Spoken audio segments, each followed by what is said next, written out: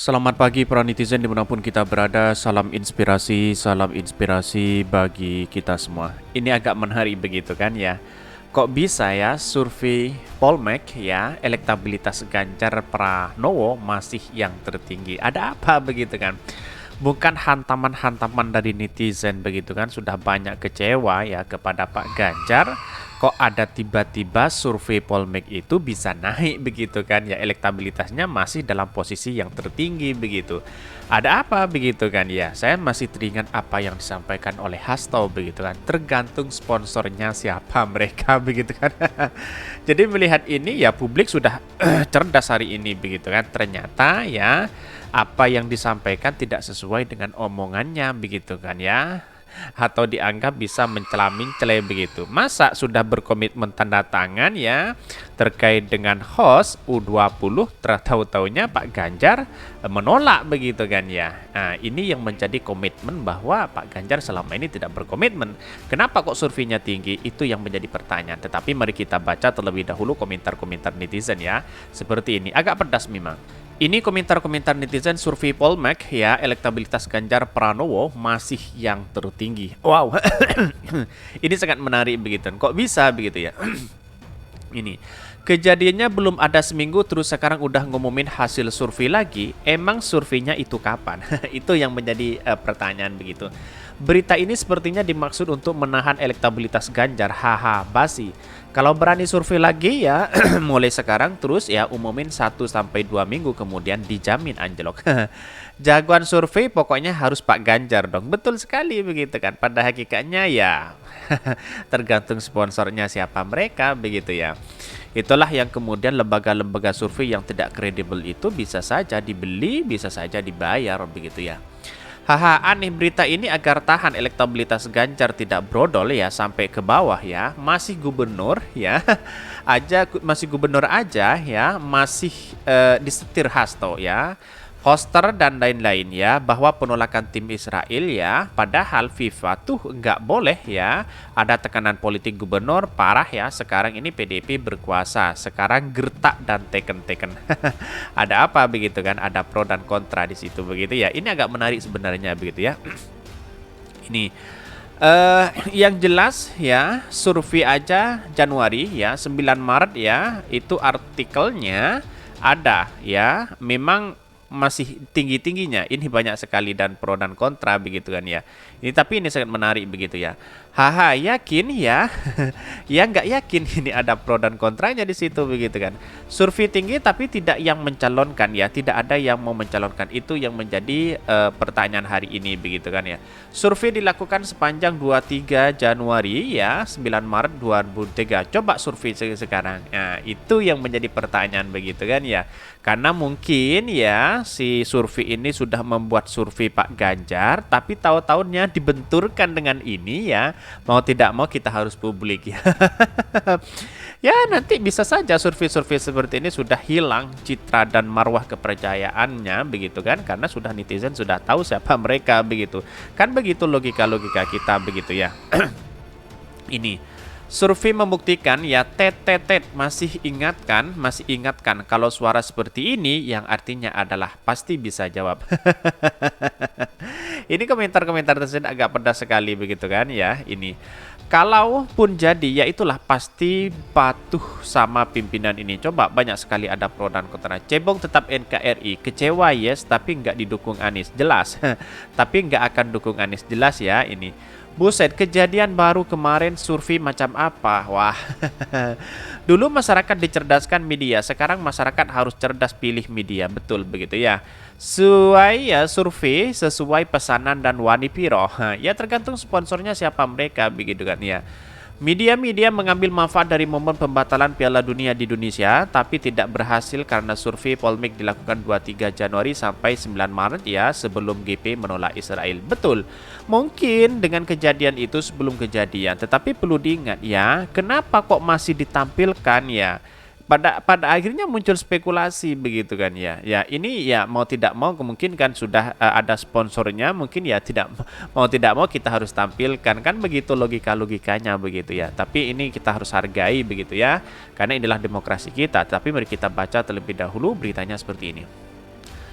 Ini beritanya ini agak menarik begitu. Survei Polmek elektabilitas Ganjar Pranowo masih yang tertinggi. Wah, ada apa begitu? Dikutip dari CNN Indonesia ya. Hasil survei Polmek Indonesia sepanjang Januari-Maret menunjukkan elektabilitas Ganjar ya, Gubernur Jawa Tengah yaitu Ganjar Pranowo sebagai calon presiden tertinggi dibandingkan tokoh lainnya. Kok bisa begitu? Mungkin kan ini kan disurvei sebelum sebelum kejadian begitu kan ya. Bagaimana pasca kejadian itu yang seharusnya kita telusuri begitu kan ya. Ya, lembaga-lembaga survei sekarang sudah takut ya mau menurunkan Ganjar, sponsornya mungkin sudah ada tapi takut kecewa dan sebagainya ya. Mau tidak mau tunggu saja surveinya begitu kan ya. Tetapi kita melihat dari sebelum Ganjar ya, karena sudah masuk mungkin sponsornya atau apa ya, mau tidak mau ya siapa yang harus kita publik begitu kan ya. Ya pada akhirnya kita harus publik mau ini mau itu begitu kan. Elektabilitas Ganjar mencapai 22,8%, diikuti Menteri Pertahanan Prabowo Subianto 17% dan Anies Baswedan 3,9%. Wah, ini bandingannya jauh begitu kan ya. Dari sini kan sudah jelas bandingnya 3,9 dengan 22 ya. Kenapa tidak sekalian 100 begitu ya? Tokoh lainnya yaitu Ketua Umum PKB Mohaimin Iskandar 4,8% ya, lalu Menteri Peristiwa dan Ekonomi Kreatif Sandiaga Uno 2% ya. Masa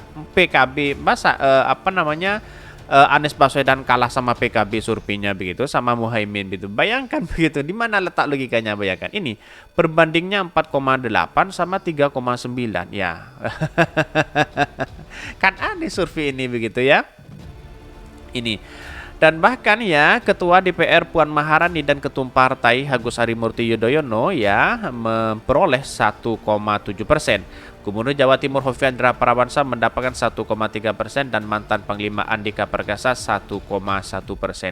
Artinya kalau kita melihat rentetan sejarah ini ya, sebelum pasca kejadian itu ya, memang kalau kita melihat situasi dan perkembangan, kenapa Pak Ganjar selalu tinggi di situ begitu. Ya jangan heranlah, publik jangan heran siapa mereka begitu kan ya. Ya tergantung saya kasta hasto, tergantung siapa sponsornya begitu. Bahkan Gubernur Jawa Timur Hovifah mendapatkan 1,3% dan mantan Panglima ya Andika Perkasa ya 1,1%. Majelis Syuro PKS Ahmad Herawan mendapatkan 0,1% ya. Ketua Golkar mendapat 0,7% dan Ketua BIN ya Budi Gunawan 0,2%. Ini. Sedangkan masih ada 0,1% responden memilih tokoh lainnya dan responden yang belum menentukan capres pilihan sebesar 24,9%.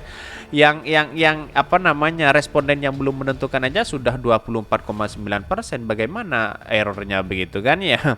Survei Polmek Indonesia dilibatkan 62.480 ya. Di daerah 70 pemilihan yang dapil yang tersebar di berbagai wilayah Indonesia ya, dipilih dengan metode multi-stage random sampling. 62.000 ngapain begitu? Mending ya tidur aja begitu ya. Ini survei dilakukan sepanjang 23 Januari sampai 9 Maret 2023 ya. Sebelumnya survei yang dilakukan Litbang Kompas juga menyatakan elektabilitas Ganjar Pranowo menjadi yang tertinggi. Elektabilitas Ganjar mencapai 21,1%, diikuti Prabowo Subianto 15% dan Anies Baswedan 12,5%. Di luar tiga nama tersebut terdapat sejumlah tokoh lain yang memiliki angka elektabilitas lebih tinggi di kalangan perempuan, yaitu Sandiaga Uno ya, Agus Harimurti Yudhoyono dan Tri Risma hari ini, dan kalangan laki-laki elektabilitas mereka ya berturut-turut 1,3% atau 0,8% dan 0,7%.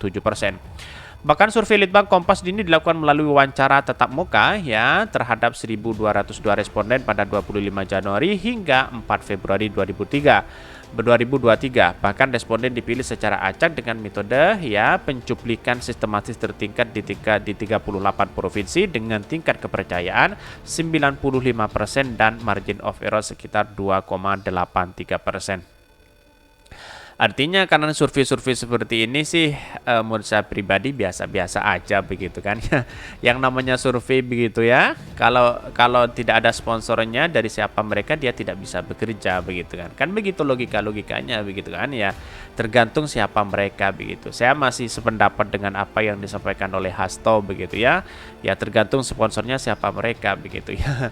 Tetapi perlu diingat elektabilitas seperti ini wah di era di era media sosial hari ini begitu kan tidak begitu antusias begitu kan. Karena apa? Karena yang menjadi viral itu hanya 1 sampai 2 hari. Setelah itu ya, setelah dari 2-3 hari itu wah tidak bisa dijadikan patokan begitu kan ya. Karena surveinya di satu sisi tidak kredibel, yang kemudian di satu sisi survei yang memang elektabilitasnya tinggi terus ya memang tergantung sponsornya siapa mereka. Kira-kira seperti itu begitu. Mungkin itu yang kami sampaikan. Tonton terus channel Hodari Podcast Rayan ini karena ada berita-berita menarik dan viral setiap harinya. Salam para netizen, salam inspirasi bagi kita semua. Jangan lupa di subscribe channel YouTube Hodari Podcast Rakyat ini.